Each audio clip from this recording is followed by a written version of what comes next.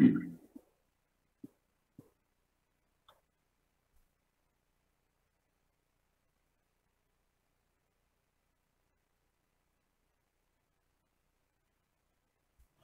are Locked On Hornets, part of the Locked On Podcast Network. Your team every day. In a minute, cuz we live.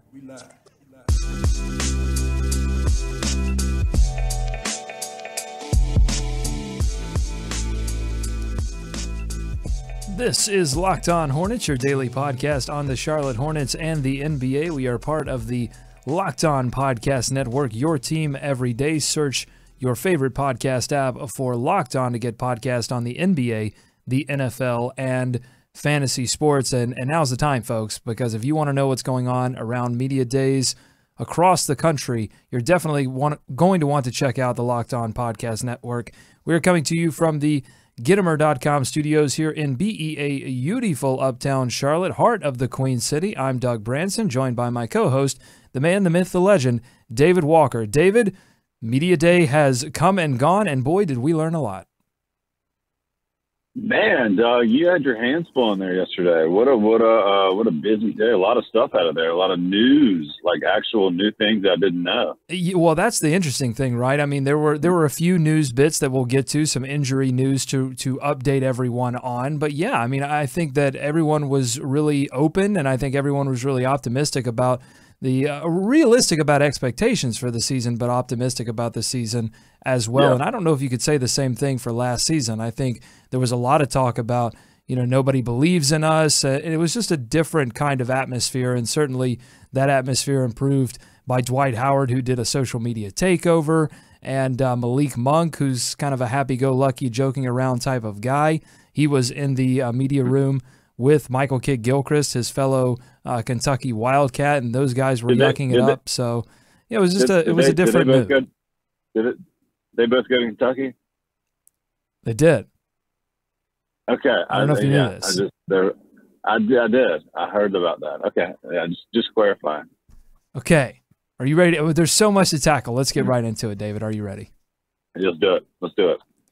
All right, so I want to just basically go over a few of the biggest storylines from this media day, and we're going to be talking about some things that came out of yesterday all week. I've got a couple of stories planned for you later in the week. But first, we have to talk about the biggest news, the biggest addition for this team, and that is, of course, Dwight Howard. Here's Coach Clifford on what he hopes will be Dwight's direct and indirect effect on the Hornets' attack next season. One of our issues last year was really when we went to our bench, we struggled. So not only does it give us someone that I think is still, or not I think, I know is still an elite basket protector, an elite shot blocker. And then the other thing it does is it puts Cody into a role that he can, I think, absolutely excel in. So again, you're not only getting a starter that's a frontline starter, as you're now taking a position where we struggled, and it really should be a position of great strength now. All right, so Clifford optimistic about what Dwight Howard can bring to this team, not only from his, two-way play, being able to, Clifford sees him as a player that can be dominant on both sides of the ball still this late in his career, but also what he will do in terms of sending Cody Zeller to the second unit and attacking teams that way. Yeah, for sure. And Frank mentioned that a little bit too while he was talking. He sees Cody as a starter in this league, starting caliber center, and that can't be overstated, I don't think. I mean, if you can get a starter, the way the Hornets did, a guy that can affect the game like Dwight Howard, and then send, a piece of one of the best starting fives in the league in Cody Zeller. And we've talked about what he means in terms of doing the little things, setting the ball screens and working with, the screen and roll situation on offense there. I mean, that's a big piece of that. And depth, I think, in the clips I heard from you yesterday, Doug, you tell me if I'm wrong. I mean, depth seemed to be a theme, a big strength for this team going into the season, and that's a big part of it. Yeah, it's interesting. The second unit, obviously a concern last season, and they did some things to address that. I think it's interesting that when Clifford was asked about the second unit, he basically said that, essentially for the money that they had, he thought they did really, really well. Now, I don't know if that's exactly a ringing endorsement of the second unit, and I think a lot of that is rooted in the concerns at point guard, which we will tackle a little later. But they certainly were in a tough position financially, and when you add a talent in Dwight Howard and you pick up Malik Monk in the draft, and you kind of do what you can around the margins and hope that that's enough to propel this team forward, and sending Cody Zeller certainly will help. I mean, he's a good two-way player as well, so it's going to help, I think, balance that second unit that really struggled defensively in the fourth quarter. And I think Cody Zeller, starting with Cody Zeller at the beginning of that fourth quarter will go a long way to help that. Clifford talked a lot about, I wanted to say this. Dwight said he wants the city of Charlotte to experience the finals. Are you okay with that pre-training camp expectation setting? I love it, Doug. And you didn't mention, did he do this the very first thing he came out and sat down in his solo time? He kind of played a little, he put on a little one-man show, pretending he was just coming off the court after a game. Were you know what I'm talking about? Yes, yeah. Basically, he came in and he was pretending that they were finishing Game 3 of the NBA Finals against the Golden State Warriors. It was, if I had to grade I was just waiting for the punchline never came. It was a great, it was like a great impression, but it was so accurate that I think everybody was sort of waiting for the punchline and it never came. Yeah, it caught everyone a little off guard, it wasn't expected. And then it did go on, maybe a hair longer than I thought it might, but I thought he ended it with a nice joke about, sealing the deal with getting a rebound over Steph Curry or something like that. So, I mean, I think he pulled it up. He pulled it out of the rut a little bit. But I just thought that was funny, and I couldn't help but think, if that had been I don't know, anywhere else but Charlotte or any other year, but this year, that may have gotten a few more headlines, and maybe we'll see some stuff come out of that. But that was just kind of like an example of, he still seems like kind of a playful guy, right? Yeah, absolutely. And but you did have a few people on our Twitter saying, "Hey, let's win a first-round series first before talking about the NBA Finals." But I would say this: I mean, Steve Clifford talked a lot about fans not having low expectations for this team. That it was time for this team and the fan base to mature and to expect great things. Otherwise, great things are not going to happen. So while, obviously this team has to win a playoff series first. I mean, that's logical to get to the NBA Finals, right? That's the first step. You're never going to be a San Antonio. You're never going to be a Dallas, a Houston, one of these small markets that makes it to an NBA champ, or at least contends for an NBA championship, until you start thinking like one. And that goes for the coaching staff, the players, but I also think the fans and the media have to hold their feet to the fire and expect great things. Or if you want to be San Antonio, Dallas, or Texas, you move the team, or Houston, you move the team to Texas. That would also be a solution. I can definitely see how that might, garner that reaction. But just watching it, and things are always different in the moment and in the context of the setting and where you are. It was a total joke. I mean, right? It was super tongue in cheek. The beginning part was tongue in cheek. What I'm talking about is Dwight Howard saying, saying that he wants Charlotte, the city, the community, because he's been to a finals, he's seen what it did to a small market, and he wants the city of Charlotte to experience that feeling. Yeah, I gotcha. Yeah. I mean, look at the East. It's definitely tougher, but they're going to be up there, expected to be in the playoffs. So, he's been there. No one else on that. Well, anyone else on this roster been in the finals? I'm racking my brain. I don't believe so. Mm-mm. So, yeah. So just talking about intangibles, I mean, Dwight Howard brings that intangible. So I believe Marvin mentioned that as well, that, he brings that experience. He knows what it takes to win a playoff series. He knows what it takes to win multiple ones. So that's going to be, I think, a factor that we talk about if the Hornets get back into playoff contention. I'm also interested to see what having a true interior defensive presence in Dwight Howard will do to help the rest of this Hornets defense. Could it take some pressure off of a guy like Marvin Williams, who the Hornets have depended on for block shots and tough defensive rebounding for multiple seasons? I had a chance to ask Marvin what impact he thought Dwight would have on the overall defensive strategy. Let's take a listen to what he had to say. Well, I think just having him back there, period, is going to allow all of us to get out to the shooters.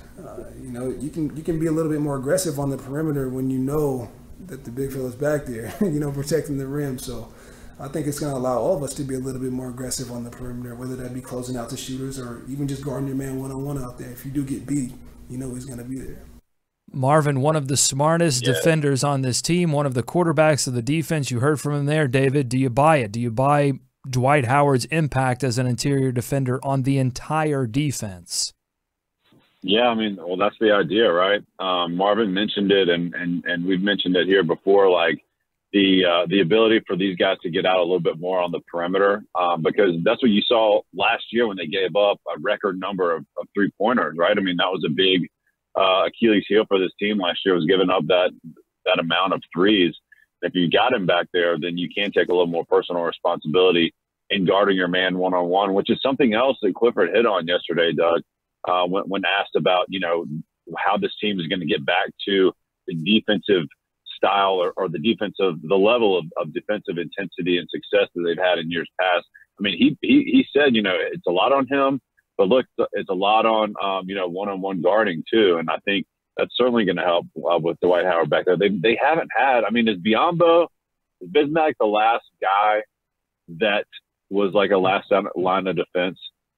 Yeah, absolutely. Yeah, it was absolutely Bismack Biyombo. That's been their last interior defensive presence, and he had such problems on the other end of the floor offensively that he was tough to play for extended minutes. You're not going to have that same problem, obviously, with Dwight Howard, who was one of the most efficient offensive players in the league last season because of his ability to convert inside the paint. And as you said, David, the Hornets not very good at stopping the three-point shot last season. The Hornets were dead last in three-pointers allowed and in the bottom third of the league in three-point field goal percentage allowed. So much of that had to do with Clifford's desire to defend the paint despite not having the personnel that you need to defend the paint. And he admitted that bunch last year was not the most physical bunch, and they would have to play basically above what their sort of normal level of physicality was, and they just simply couldn't do it, especially in the fourth quarter. And Dwight Howard mentioned that in his chance to talk to the media, that when, from his perspective last season, they played the Hornets 4 times. When he played the Hornets, take away the time that he got ejected because him and Cody Zeller tangled up. But apart from that time, he basically said, look, I knew that the Hornets were going to hit me in the mouth early, and then but my team would have a chance to win at the end of the game. So that's not, I think that's part of why you bring a guy like Dwight Howard in to play for your team. Okay, real quick, let's talk about SeatGeek. I have the SeatGeek app on my phone, and it's by far the easiest way I've found to shop for tickets. I can be anywhere, and with just a tap and a click on my phone, I can instantly find seats. I actually just used SeatGeek to buy some tickets to the Panthers. I still believe, David. I think as long as as long as the other team doesn't have a great offensive line, and the Panthers can get a little pressure on the quarterback, the defense will do enough for the offense. That's my quick Panthers take. Anyway, so SeatGeek saves you time and money by searching multiple ticket sites to compare prices and find amazing deals. And to get you the most bang for your buck, SeatGeek grades every ticket based on value to help you immediately identify the best seats that fit your budget. Plus, every purchase is fully guaranteed. The win, if you're the Panthers, the win is not guaranteed, but the ticket will be. So you can shop for tickets on SeatGeek with confidence.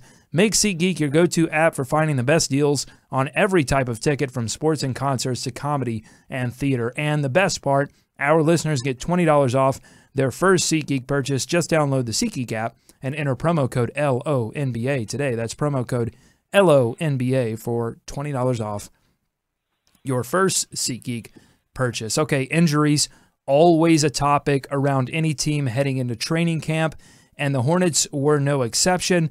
Last year, it was the front court that was plagued with injuries with guys like Frank Kaminsky, Cody Zeller, Roy Hibbert, Johnny O'Brien, Miles Plumlee, on and on and on, all dealing with injuries at one point or another. This season, it's flipped, and it seems to be the point guard position. Kemba Walker had an offseason knee procedure. Michael Carter-Williams had a platelet-rich plasma procedure done to both knees. And Clifford said yesterday that even third-string point guard Julian Stone has been nicked up. He's dealing with some groin pain. David, how worried are you about the point guard position?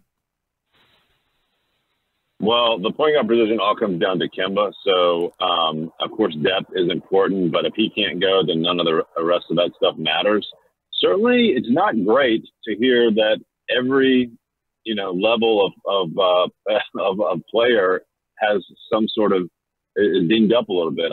The Julian Stone thing was interesting, and of course we knew about the MCW. Although heard great things about this platelet treatment. Doug heard really good things about this. You buddies with a platelet doctor? Platelets are huge right now. They're in. Yeah, for me, it all comes down to Kemba. If he's ready to go, then they'll be able to patch something together behind him. You hope, with guys like maybe even Monk, Batum. We'll see. But they need to get these guys healthy. I wonder, was Marcus Page there yesterday? I assume he was. I saw some pictures of him from somewhere. Was he at Media Day? Yes, he was at Media Day, and he could factor in very early. He's on that two-way contract, could get a call up if both Michael Carter-Williams and Julian Stone were to miss time. Very, very important point there, David. I'm not worried about Kemba Walker so much. He said he was feeling great, able to do everything. They seem to indicate that they may be a little careful with him in training camp, possibly preseason, just to make sure that he's 100%. But there were no concerns about Kemba Walker being anything but 100% on October 18th when the Hornets tipped things off for the regular season. MCW, a completely different story.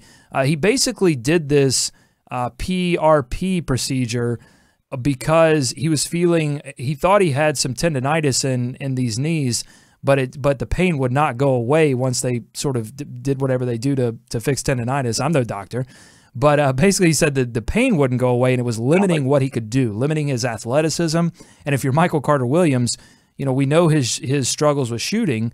Like, you need that athleticism if you're going to be effective at all on offense. So I think it was a smart move to get this done. And hopefully when they do get Michael Carter-Williams back, and we'll get some updates on when exactly, what that timeline looks like as this week progresses. But when they do get him back, if they get him back at 100%, that's only going to benefit the Hornets, because his size and athleticism perfectly pair with what they want to do with Kemba Walker. On the good news front, David, are you ready for some good news? Both Cody Zeller. Yeah.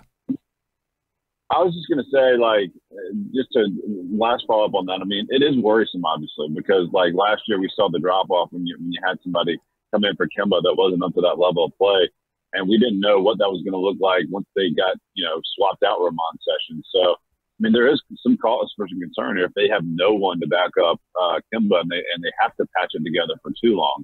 But overall, it comes down to Kemba. I'm with you. I'm not too worried about him, but man, they've got to be sweating out of just a little bit. Yeah, I mean, I go back to what Clifford said about the second unit. He said, I think that for the amount of money that we had, I feel that we did really, really well. I mean, to really have almost limited free agent money, and even less after we made the trade for Dwight, that I think potentially, obviously there are unknowns, but I think that our depth can be our strength. So again, not a ringing endorsement, and we know, David, that the limitations that they had with free agency money directly impacted that point guard position. So I think that's going to be, the linchpin. If Michael Carter-Williams isn't ready to go and Julian Stone is not an effective backup point guard, can't do what they need him to do on that second unit, they maybe have to turn to Marcus Page, or they have to, find some creative ways to get Monk and Nick Batum involved more with distribution. that could have some serious ramifications on this offense mainly, I think, because I don't think Julian Stone's going to have any problems necessarily being a physical defender, but he hasn't played a ton of NBA minutes, so how does he deal with sort of the more complex pick and roll defense?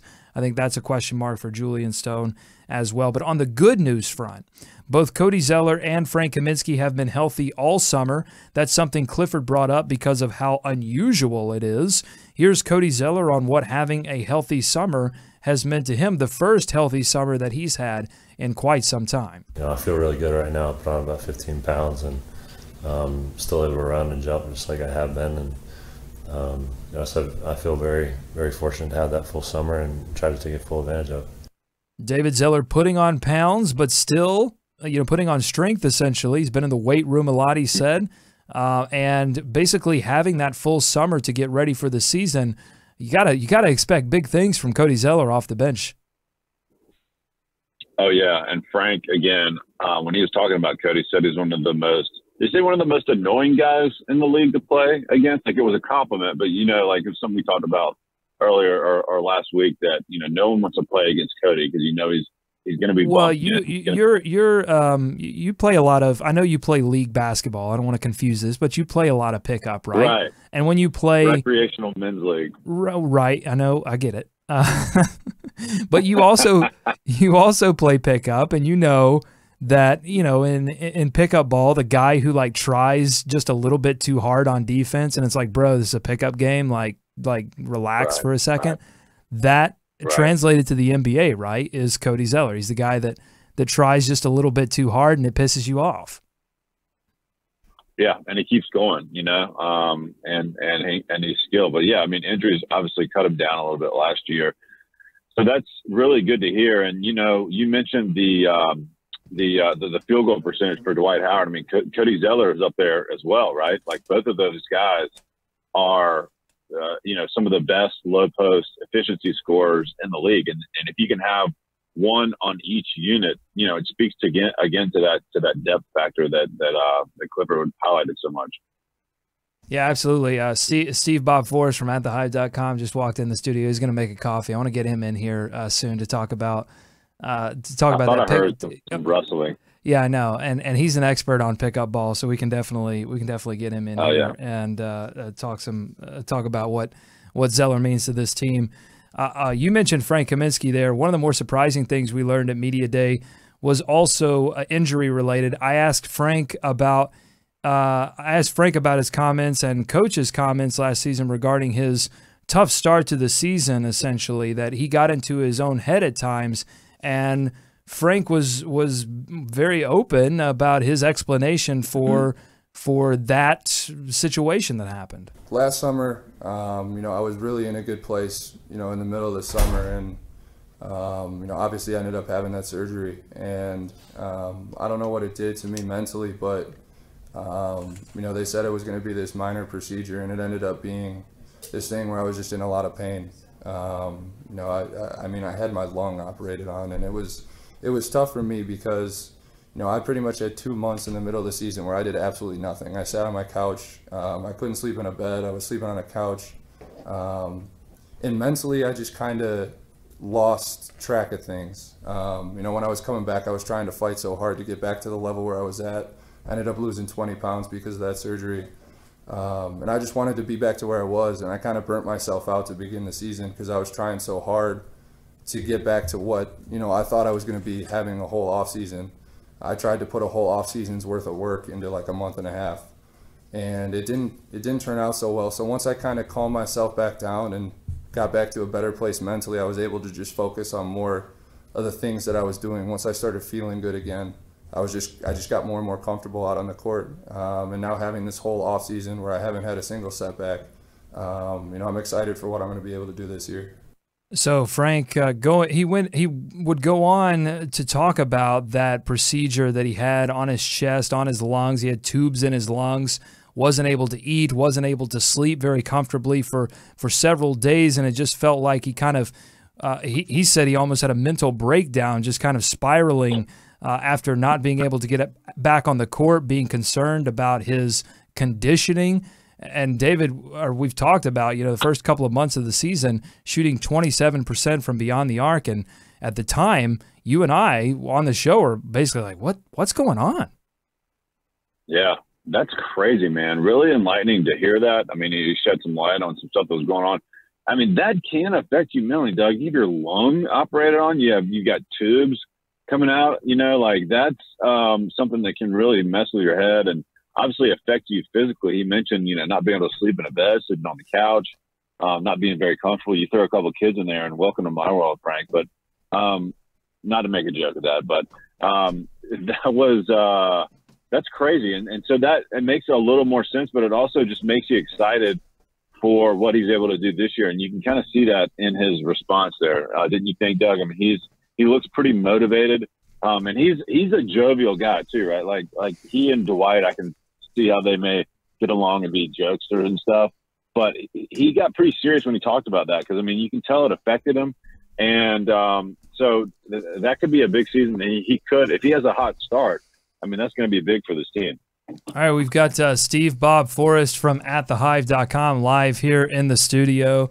Yeah, you're on the YouTubes now.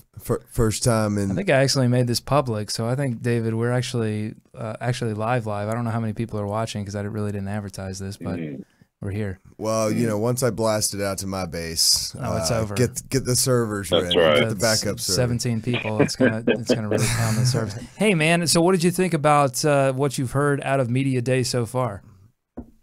Yeah, I was gonna, watch the show later. Okay. Well, first of all, kudos to Doug and David here. I mean, great job on getting in there on Media Day. As far as I know, only podcast there. I don't know. I didn't take a check. poll. I didn't see Mark Maron there. Didn't see My Favorite Murderers. They weren't there.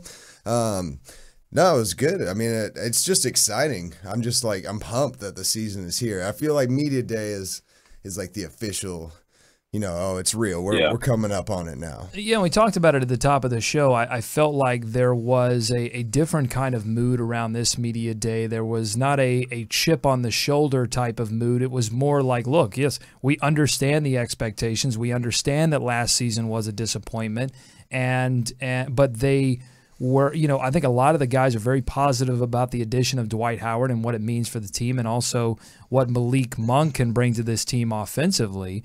I just feel like it was a different kind of mood for this basketball team. And we were just talking about Frank Kaminsky. I don't know if you've had a chance to listen to these comments about, he was talking about his chest injury that he had in 2016, had to have an operation essentially on his lungs, and what that did to him, not only physically to start the season, but also mentally. He said he thought he maybe had kind of a mental breakdown essentially because of how serious this was. He's a guy that jokes around a lot, was walking around Media Day with his shades on, was doing funny poses on the court for pictures, had some fun with his bobblehead, had it on the table, was making fun of the fact that it's a ginger. It's like red hair, and he's obviously not a ginger, but he got serious about this, guys. I mean, he wouldn't. Correct me if I'm wrong. Yeah. He is also not a stormtrooper. No, okay, no, so not. No. A lot of inaccuracies. Right, yeah, no, he definitely fights for the Rebel Alliance. Okay, great, good. But there was, when he talked about this, there was a different tenor in his voice. And I think that, having this healthy offseason, having that month of February where he got a chance to start 9 games and averaged over 18 points a game, I don't know whether it was the culmination of rebuilding his confidence or whether it will lead to that essentially, or was the cause of his confidence being built back up. But certainly fans are going to expect Frank Kaminsky not to come into the first couple of months of the season and shoot 27% from beyond the arc and have those 1 of 9, 1 of 11 type of performances.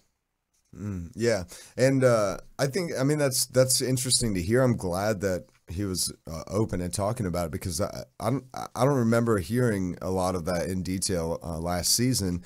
I mean, we could obviously see he had all that gear on, not quite a stormtrooper outfit, but he did have like almost a full body sleeve on, for that little stretch. And obviously you don't want to hear about a guy going through a mental breakdown. But I would say, yeah, if he's come out on the other side of it better, and if you're at the point where you're like, yeah, I'm past this, I can talk about this now. That's a great sign, and I'm excited because he did have a great stretch there last year, and I'm a big Frank guy. I do think he's one of the few guys on our team with that.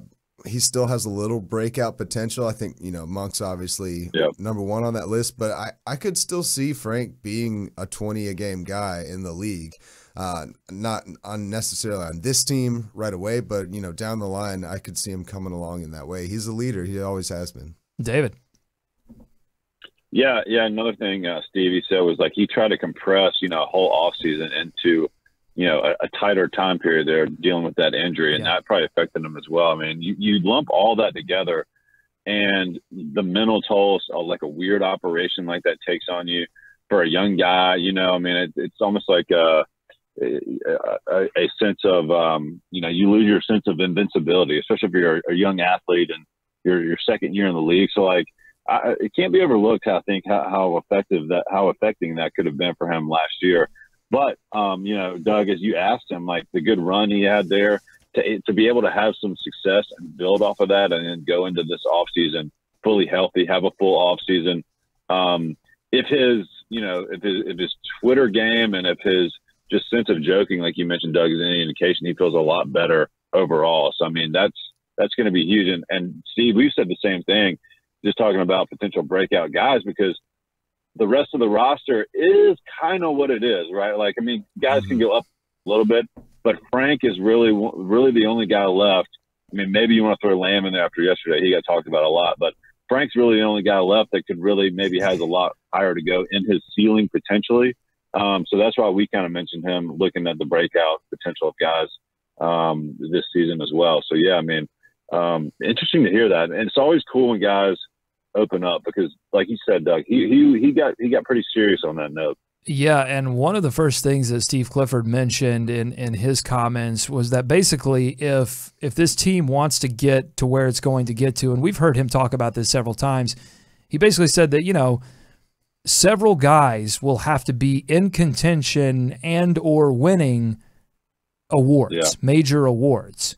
And I think you can put both Dwight Howard and Frank Kaminsky in that bucket of players who could vie for most improved player. Totally. And how about Cody for that as well? I mean, maybe not improved. Yeah, that's a problem. Comeback player, is that still a thing?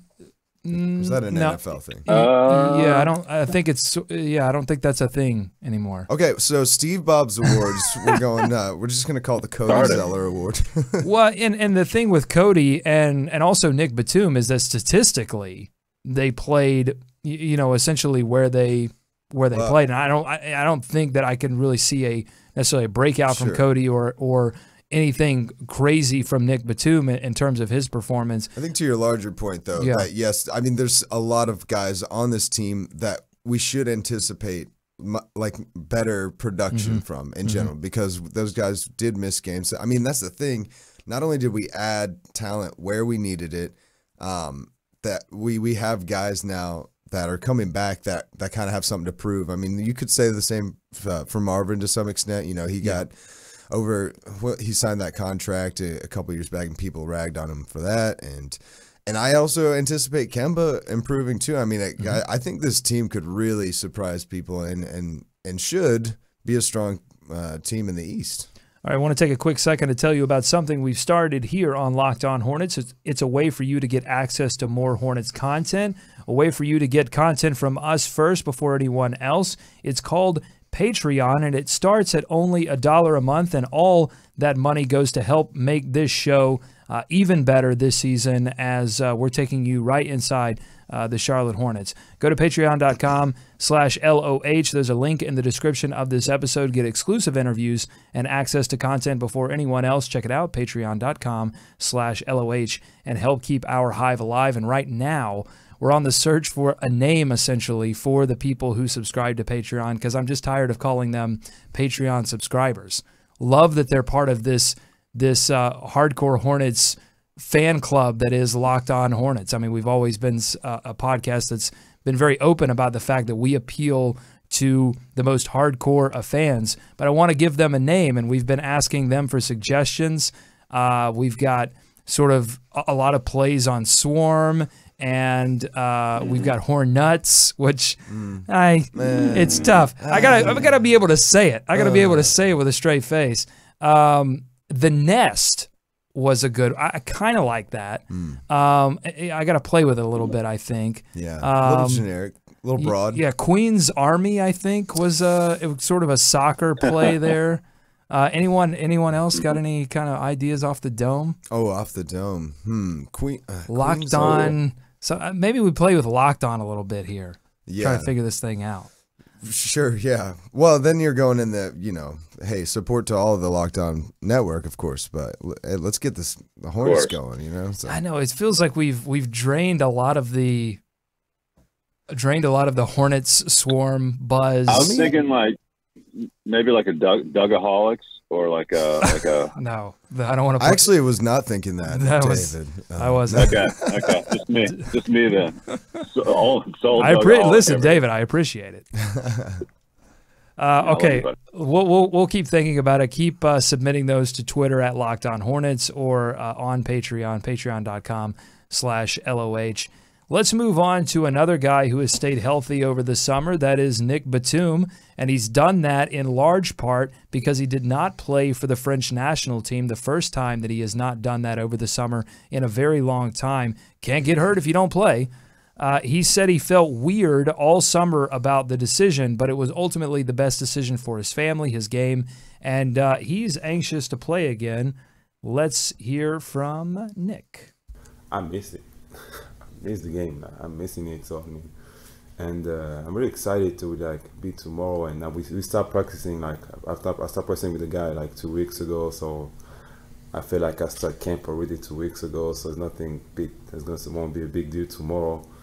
But cause usually the first day of training camp, my first practice with the guy. The first time I met the new guys as well. So I met Dwight already. I met Carter Williams. I met the 2 rookies. No, I'm good with that. So tomorrow's going to be easy for me. So what do we think about those comments? Nick saying he's been in early. This is the first time that he's done this, that he's sort of focused on his NBA team over the summer, focused on his NBA game. How do you think that will affect him this coming season, David?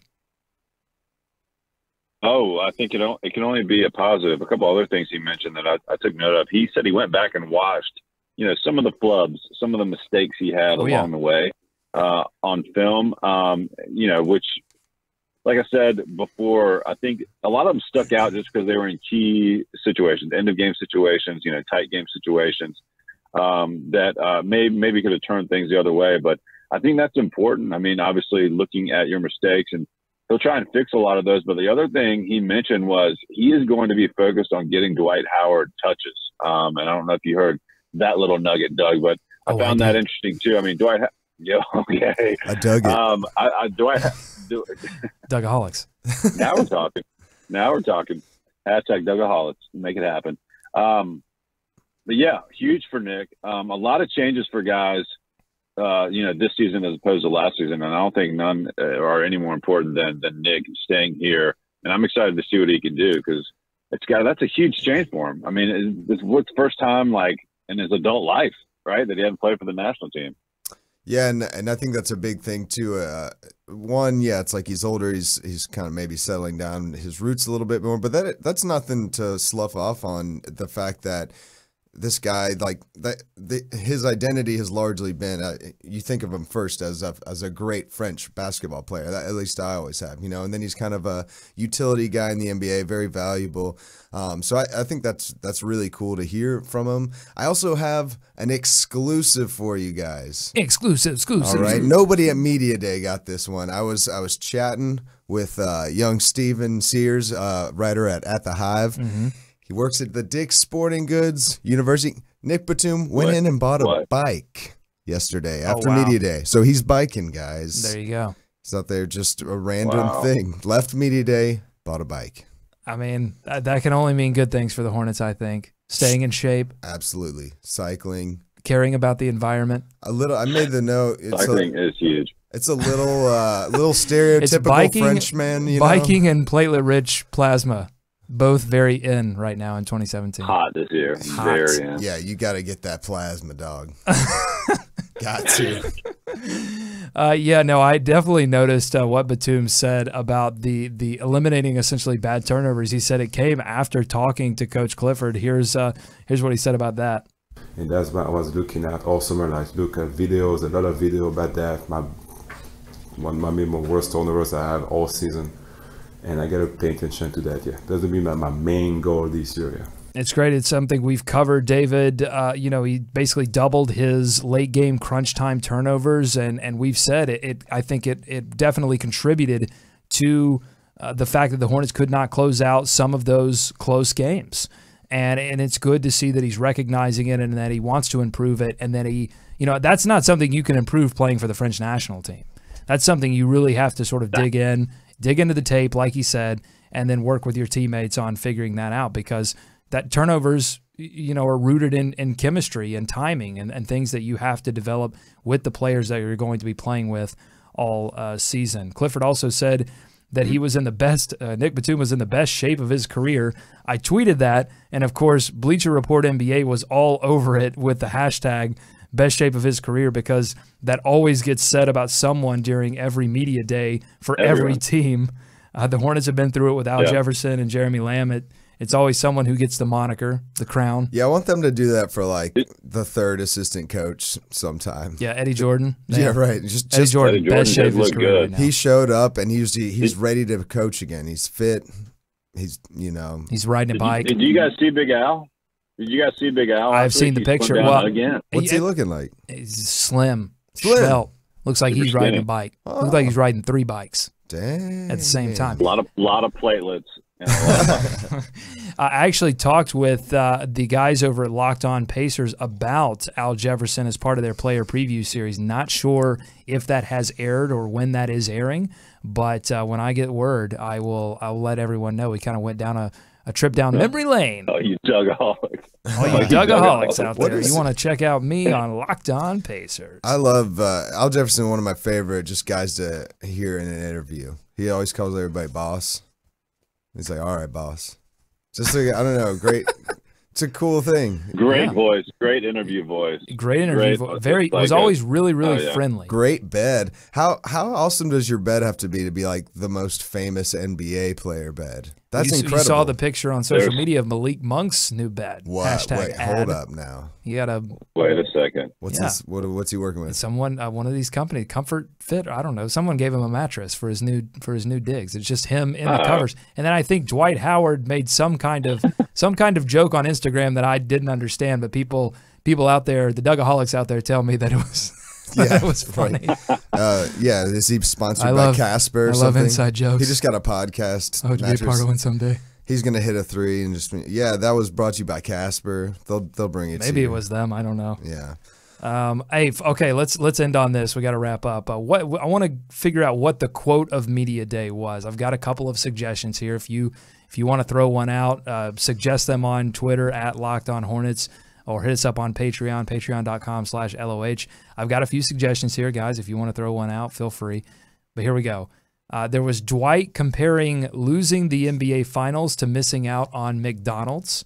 That was interesting. Okay. Don't know if you had a chance to hear that. It's up on Patreon right now. He basically said it was like he was talking about his time in Orlando, and they lost the finals to the Lakers, and he said it was like your mom taking you to McDonald's, and you smell the French fries, and you see the Big Mac, and then you're like, oh, can we go? And she's like, nope. So it was a funny quote. You want to take a listen to that.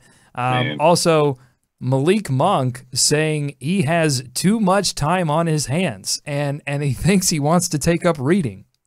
Pretty. That's got to be it.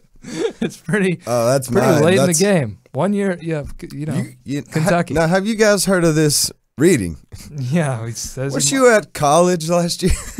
So, Steve, that reading's like watching TV, but what? There's no people with the mind. Right? Yeah, with the mind. You're watching it with the mind. Okay. I mean, it sounds funny. I mean, but that he's doing better than I am, though. Like, I know what he means. You're just like, it's an active thing you have to try to do nowadays. You're like, I'm gonna for sure. crack a book open. What would that be like? Maybe I should read on my iPad. Yeah, you're like, I'm gonna read that Harry Potter thing, and then you just watch Netflix. I've got an extensive library of sample copies of books on my iPad right now. Just the first like 30 pages or so. And That's they're really good. The first step is just locating books, and then you can get to reading them. Figure that out later. Right. Okay, so that seems to be the leader in the clubhouse right now, Steve. But I've got one more gem. Okay, there was of course a lot of talk at Media Day about the controversy that's going on right now in the NFL, and it got Steph Curry, of course, too, when President Trump quote uninvited him to the White House, whatever. Anyway, I would like to make a point. Steph Curry is also not invited to my last Thursday's Steph Curry night at my house. Great. He didn't show up to. It's important breaking news. Yeah. So a lot of questions to a lot of the players and, of course, Coach Clifford. But it led to this exchange between Dwight Howard and ESPN's Todd Habistro. Take a listen. Dwight, let's say you do win the championship. Would you go to the White House? Are you serious? Would I go to the White House? Would you go to the White House? I'll go to the White House, my house. Yeah. So they win the championship. He'll go to Dwight House. That's a pro. Dwight House. That's a pro. He thought of that off the dome. Now there's the whole him coming out. We talked about it earlier in the show. He came out and did this sort of routine like it was Game 3 of the finals, and the Hornets had just won a game over the Golden State Warriors, and that he had definitely thought of that before he stepped out. But this was improvised. This came from the heart. Now kudos to getting it off in the right time, but there's a 0% chance Dwight Howard hasn't thought of every single pun for his name. Just pounding gummy bears at home.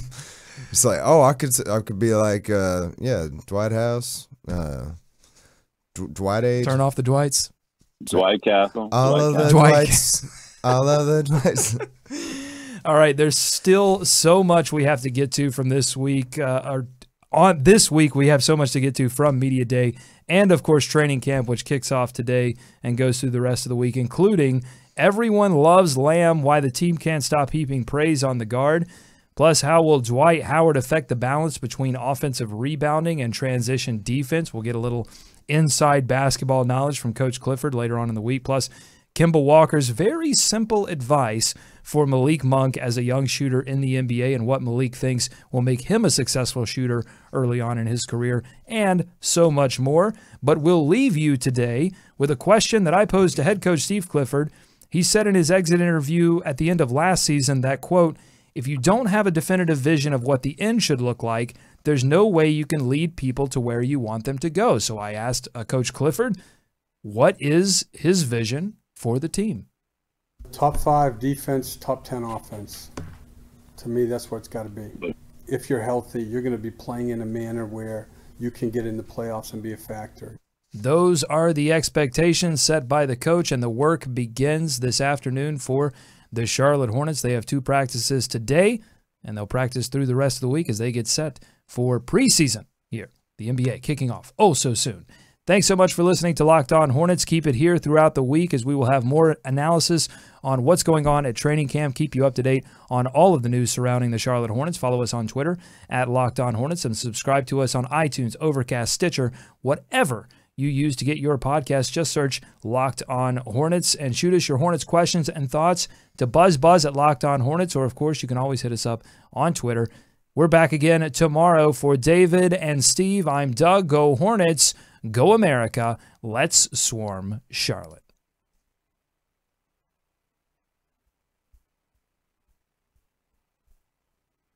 Yep.